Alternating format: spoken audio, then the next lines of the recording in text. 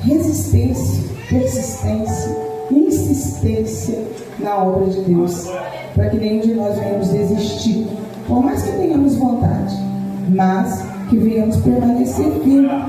E eu já quero te convidar a abrir a palavra no Evangelho de Mateus, irmãos, no capítulo 4. Evangelho de Mateus, no capítulo 4. E temos como titulação desse culto de hoje: Mulher, Deus ainda age em seu favor. Então, quando Deus age em nosso favor, não tem nada e ninguém que impeça o agir dele. E a gente só vai ler o versículo 1 até o verso 4, tá? É uma palavra bem conhecida de nós, como Igreja do Senhor, e o Senhor ele vai falar conosco, né? Que diz assim: então foi conduzido Jesus pelo Espírito ao deserto, para ser tentado pelo diabo. E tendo jejuado 40 dias e 40 noites, depois teve fome. E chegando-se a ele o tentador, disse: se tu és filho de Deus, manda que estas pedras se tornem em pães. E ele, porém, respondendo, disse: está escrito, nem só de pão viverá o homem, mas de toda a palavra que sai da boca de Deus. Amém? Glória a Deus. Aleluia. Quando eu estava sentada no banco, e os irmãos sabem que Deus sempre me dá uma palavra-chave, né? E até então o Senhor não tinha me dado. E quando as irmãs estavam orando, o Senhor me falou comigo a respeito de propósito. E tem pessoas aqui hoje que recebeu uma proposta e que Deus está te respondendo, Ele vai te responder hoje. Não é pessoa que vai receber, não. Já recebeu a proposta. E tudo quanto é pautado na palavra traz resposta para nós. E a palavra do Senhor, ela é a melhor resposta para cada um de nós. O Senhor pode levantar um profeta, Ele pode falar através da mensagem divina, que Deus mandou dizer isso ou aquilo, mas a maior profecia, a maior resposta está na palavra de Deus. Amém? Glória a Deus. Aleluia. Essa semana, irmãos, eu estava conversando com meu irmão a respeito de que tem trajetos da nossa caminhada em que Deus coloca pessoas conosco. E tem momentos que Deus não permite que ninguém se aproxime de nós. E ele estava dizendo para mim que a primeira fase dele, eu estava junto com ele, a gente ia culto que tinha, a gente estava indo. E chegou uma fase em que ele não conseguiu adquirir um vínculo na obra de Deus. Uma pessoa que você se identifique, que aonde você vai conversar sobre as coisas de Deus, vai se abrir. Deus, ele me afastou e deixou o caminhar com as próprias pernas. Idas e vindas, caídas e levantes. Mas o Senhor tem guardado. E o Senhor, ele trouxe, ao meu coração a respeito da nossa trajetória, da nossa caminhada com Cristo, que também passamos por esse momento. Tem momentos que Deus coloca pessoas ao nosso lado. Pessoas que nos ajudam a orar, ajudam a jejuar, ajudam a estar indo em nossas casas, famílias, para poder nos levantar no nosso trajeto de derrota aparente, de tristeza aparente. Mas tem momento que é só você e Deus. Isso faz nos entender no Evangelho de Mateus, no capítulo 3,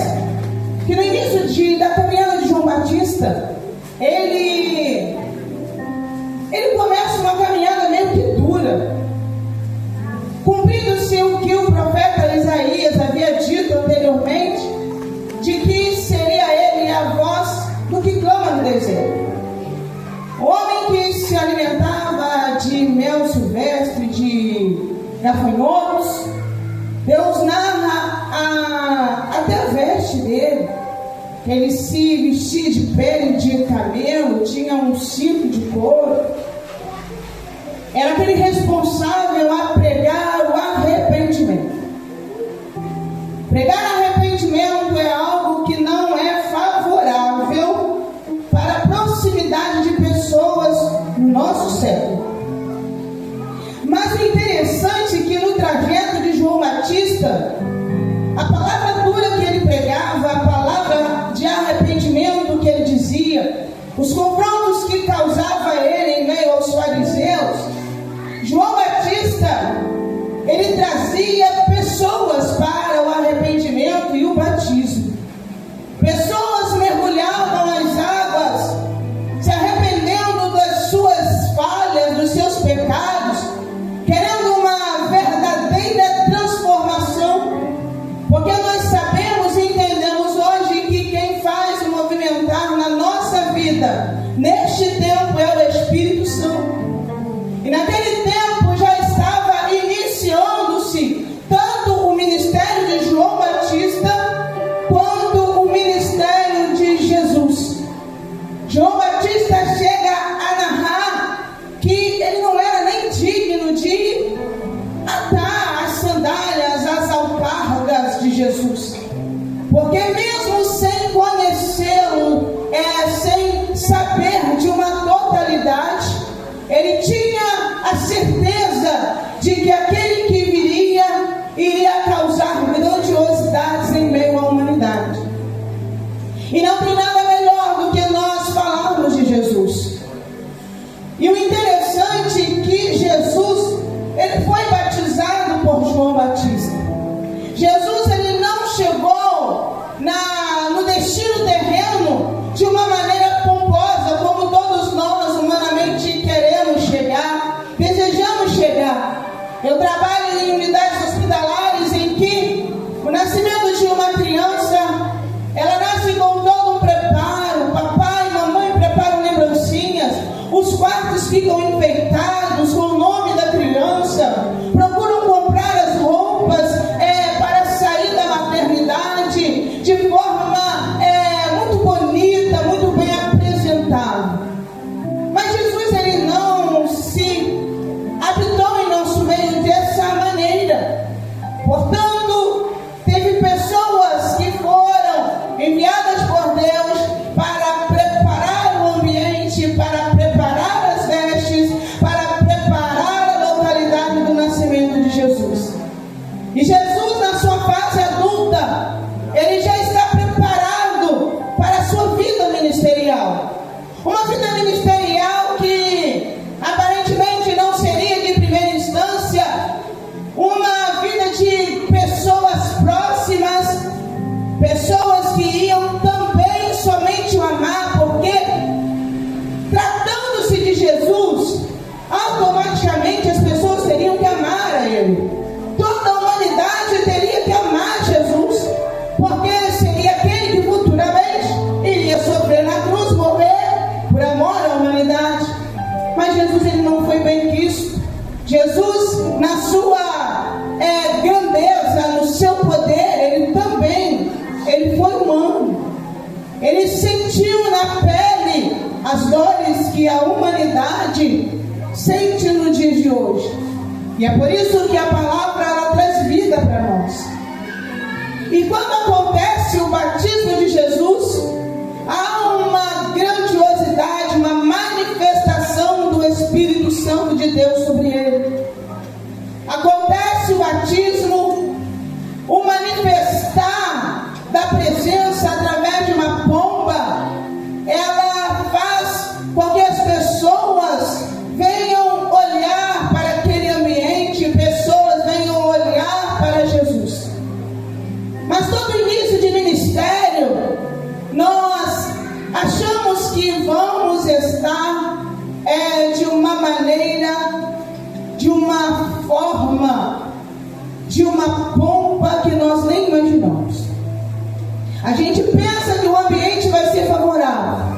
A gente pensa que o ambiente da congregação onde nós estamos, na maioria das vezes, vai estar da maneira em que nós achamos que esteja.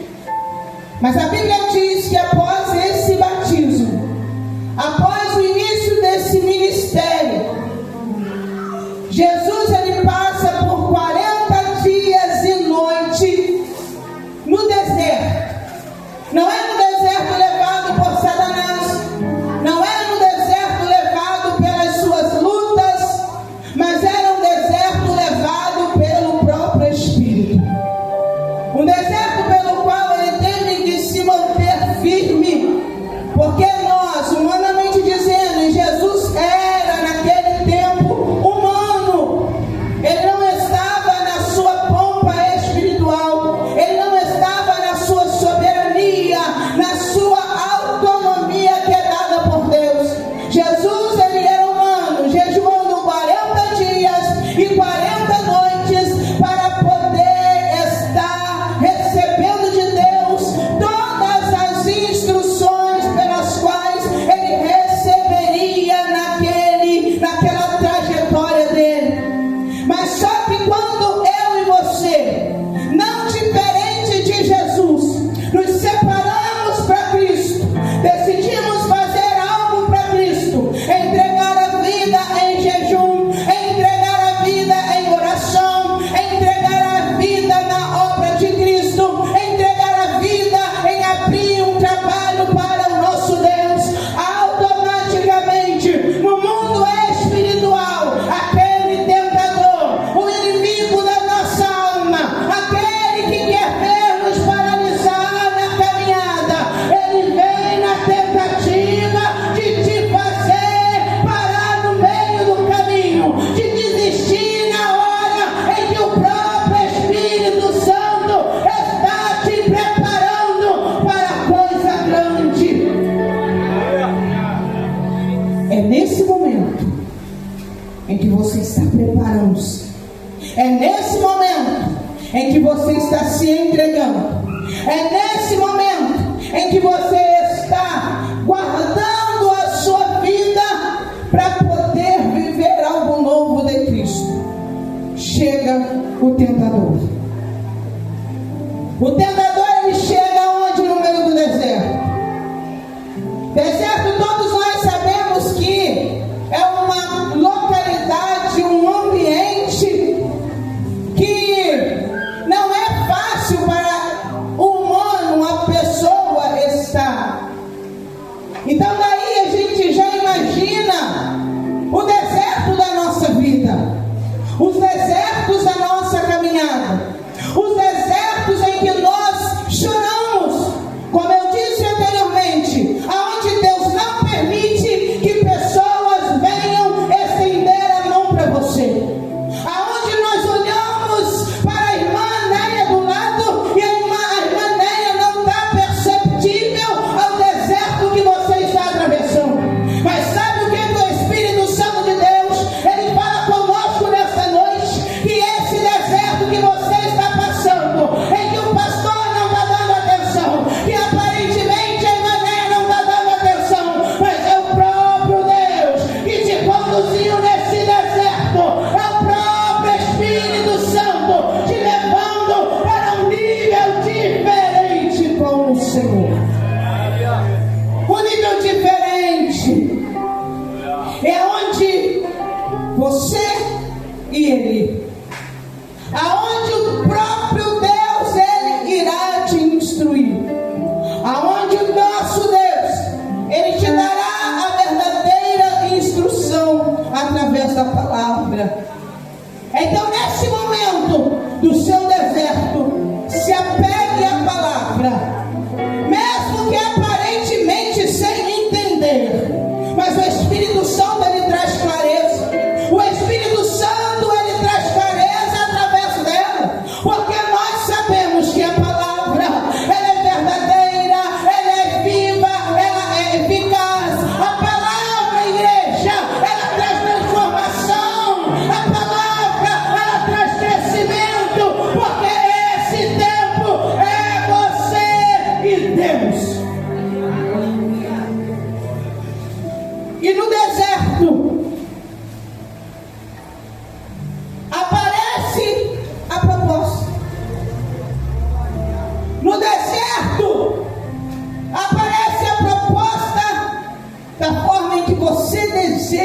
que ela chegue. Porque nós entendemos através da palavra que Jesus estava 40 dias e noites de jejum. E jejum, ele dá fome, ele dá sede, ele nos coloca limitado fisicamente, ele traz limitações para nós. A nossa carne, ela fica fragilizada. A nossa carne, ela fica meio que molenga, mas o nosso espírito, ele fica forte. Quando eu mortifico a minha carne, o meu espírito vivifica. Quando eu mato a minha carne dia após dia, o espírito, ele renova, ele rejuvenesce, ele resplandece. Porque a minha carne morre, meu espírito cresce. A minha carne morre e o espírito cresce. E é isso, igreja, que o nosso Deus, ele está fazendo com você nessa noite. E qual é a proposta que vem para Jesus? E nós sabemos que o tentador, ele vem e diz: se você é filho de Deus, pega essa pedra aqui e a transforma em pão. Por quê? A primeira necessidade que ele sabia que Jesus estava naquele momento era fome. Por isso que ao tomarmos a decisão em aceitar uma proposta que aparentemente é favorável, ela vai vir em nossa direção como uma manifestação benéfica para nós. Ela vai vir de forma maquiada, de uma forma bela, porque é uma proposta em meio à nossa necessidade, não nos faz tomar a decisão através da oração, através do jejum, através da busca, mas faz nos tomar a decisão através da minha necessidade. E o nosso Deus, ele fala contigo e comigo nesta noite: não toma nenhuma decisão por causa da sua necessidade.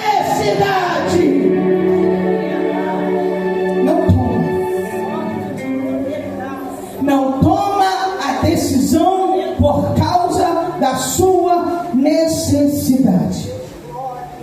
Porque é favorável, é bom. É como uma proposta de emprego. Quando nós estamos desempregados, a necessidade da pessoa colocar o pão de cada dia dentro de casa, ela bate mais forte. Você vê um filho, um neto pedindo alguma coisa, você não tem aquisição, não tem o dinheirinho para poder comprar, a proposta chega nessa hora. Mas só que essa proposta de trabalho, ela vai te impedir de estar na casa do Senhor, ela vai te impedir de estar orando, ela vai te impedir de estar jejuando, ela vai te impedir de uma entrega maior para a obra do Senhor. Porque eu costumo dizer que tem pessoas que podem vir na casa de Deus, podem assistir o culto, não tem ministério nenhum na casa do Senhor e serão salvos em Cristo por causa da fidelidade. Mas só que também tem pessoas que são como Pedro, e eu gosto sempre de relatar a história dele. Por quê? Porque o Pedro, ele é aquele que Jesus chamou no final da trajetória da morte de Jesus Cristo, para que ele venha ter uma particularidade com ele. Chamou ele para poder dizer: Pedro, tu me amas? Então apacenta a minha ovelha. Então, igreja, vai ter pessoas que vai ser Pedro na casa de Deus, que não pode estar longe, que tem que estar perto, que não pode fugir da obra, tem que estar perto, tem que estar dentro. Assim somos nós na presença de Deus. O nosso Deus, ele quer que nós sejamos como Pedro na caminhada. Somos o Pedro da caminhada. Porque é fácil. Fazer a obra de Deus é algo que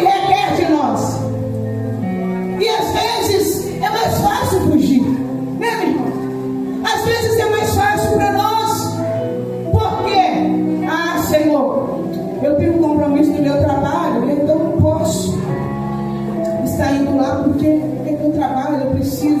A gente dá desculpa para nós mesmos. Mas só que não é desse jeito, nem dessa forma que o nosso Deus Ele nos chamou. Somos os Pedros, que temos que manter o equilíbrio, que temos que estar dentro da casa do Senhor e abrir mão de determinadas coisas para poder servir a Deus. Daí se parte a proposta boa, proposta em que vai ganhar bem, proposta em que o ambiente é bom, mas não é favorável para a minha e a sua caminhada com Cristo.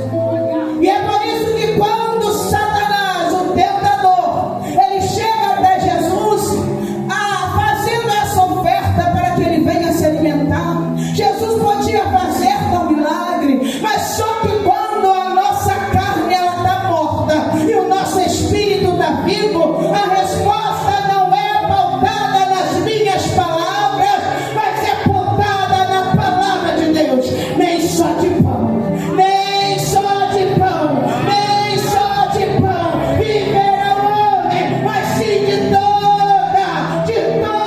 palavra que sai da boca de Deus. É boca de Deus, igreja, que fala conosco. É boca de Deus que alimenta a igreja. É boca de Deus que fortalece na caminhada. É boca de Deus que te faz caminhar. É boca de Deus que te faz não parar. É boca de Deus que te alimenta. É boca de Deus, é boca de Deus, é boca de Deus. É a palavra.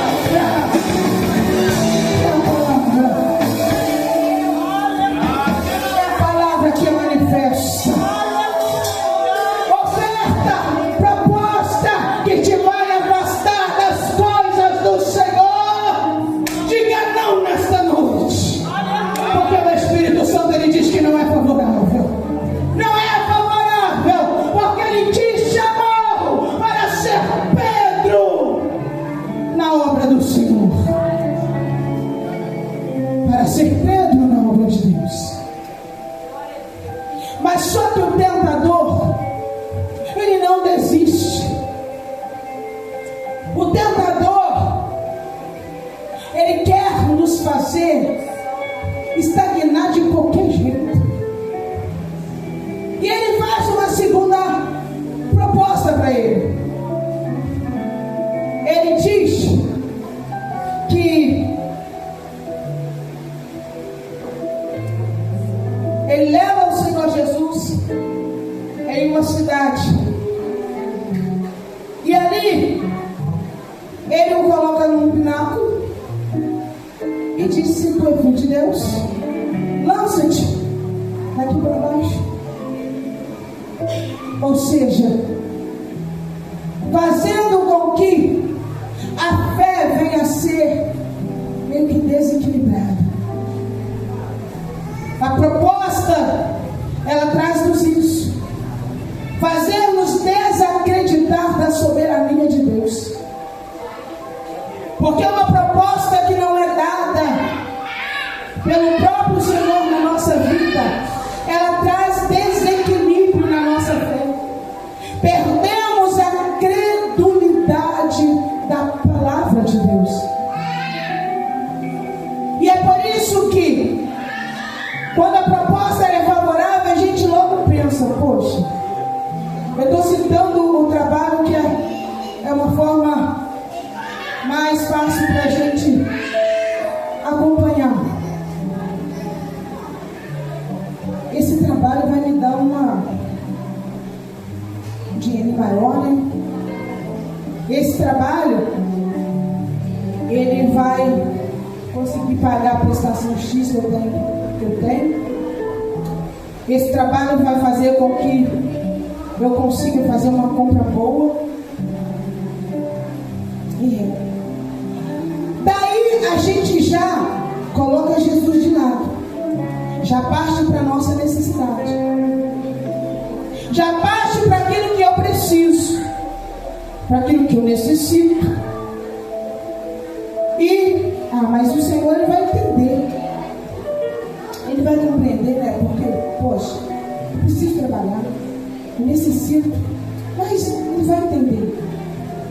Mas só que quando estamos na oração, no jejum, para poder não ou aceitar essa proposta, automaticamente a gente abre a Bíblia e a palavra ela diz: também está escrito que não tentarás o Senhor teu Deus. Deus te guarda, Deus me guarda, sim.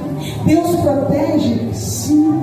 Deus, Ele nos direciona, sim. Mas só que quando nós saímos da direção dEle, automaticamente Ele se isenta. Porque eu costumo dizer que Deus, Ele não vai te dizer vai ou não vai. Deus não vai te dizer sim ou não. Ele vai te mostrar na palavra. Mas a decisão é sua. A decisão é minha.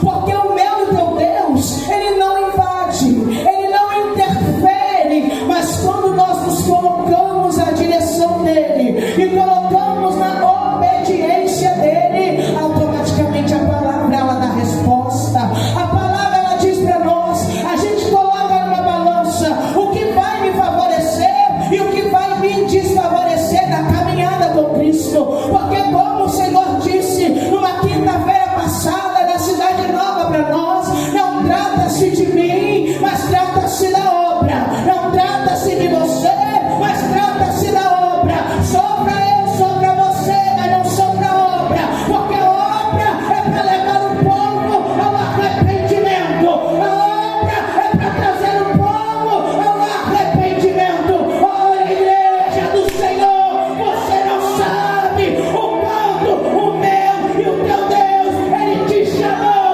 para poder fazer essa obra.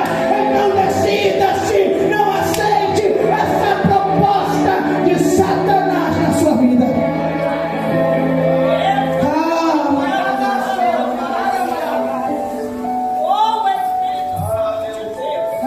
Deus, Deus ainda age. Assim é a ministração. Deus ainda age. Se Deus age, não confia no teu Deus. Deus nunca deixou-nos faltar nada.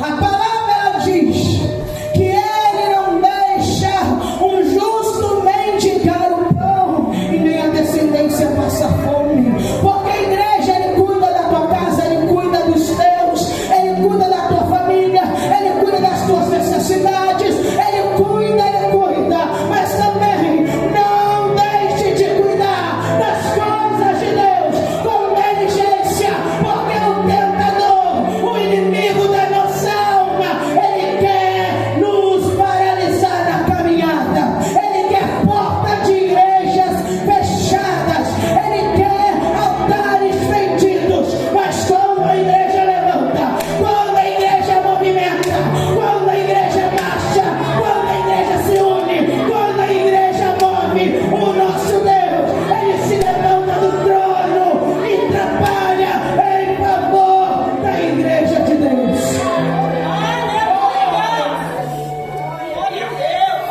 É assim que Deus faz. E mais uma vez, Ele vem para tentar, oferecendo algo grandioso, mostrando reinos, mundo, glórias para Jesus. E aí Jesus ele dá uma definição. Jesus ele dá uma palavra definitiva: vai-te, Satanás, porque está escrito: ao Senhor teu Deus adorarás e só a Ele servirás. Proposta de crescimento, proposta que traz brilho aos nossos olhos, proposta que traz conforto, proposta que traz uma manifestação beneficente de amizades à nossa volta. Mas só que Satanás, a Bíblia diz que ele vem como sapatinho de lã. A igreja, ele não vem feio, ele não vem com chifres, ele não vem com roupa rasgada, ele não vem conforme nós observamos nas redes sociais.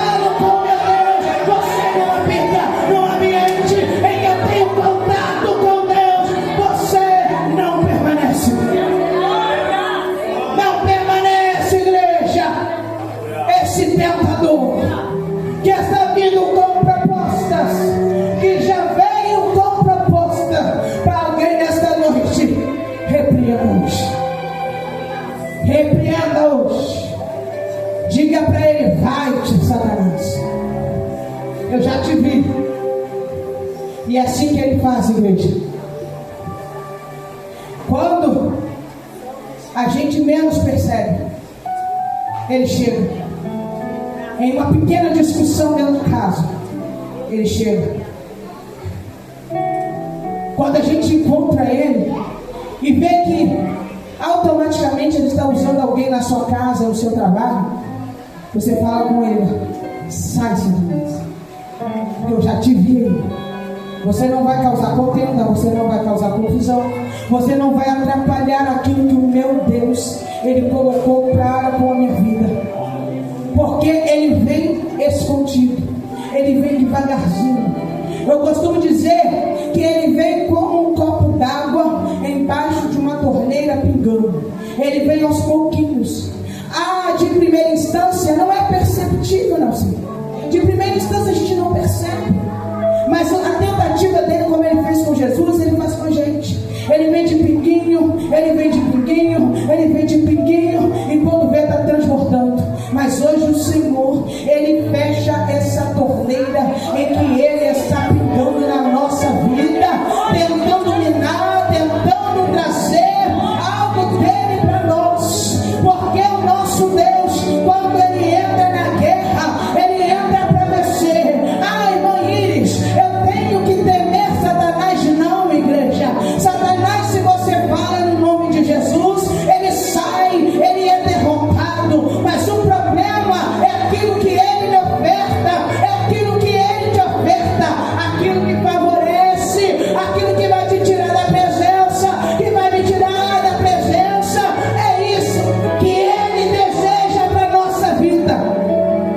É isso que ele quer, minando devagarzinho, minando devagarzinho. É por isso que quando Neemias estava na reconstrução dos muros de Jerusalém, a primeira coisa que ele faz é o muro. Estava fedido, estava queimado, estava destruído, mas ele começa a construir o muro. Ou seja, o muro à nossa volta, ele tipifica para nós a proteção. O muro enfrenta as mãos inimigas. O muro impede de alguém ver aquilo que está lá dentro do muro. Então comece a murar a sua vida nesta noite, com jejum, com oração, com busca na intimidade com Cristo. Porque Deus não vai permitir nem que o pastor da igreja, nem que a liderança da irmã, ninguém vai se levantar para te ajudar. Porque esse deserto é você e Deus. Esse deserto é você e Deus. Esse deserto é você e Deus. A proposta é sua. Ninguém vai responder sim ou não para você, mas o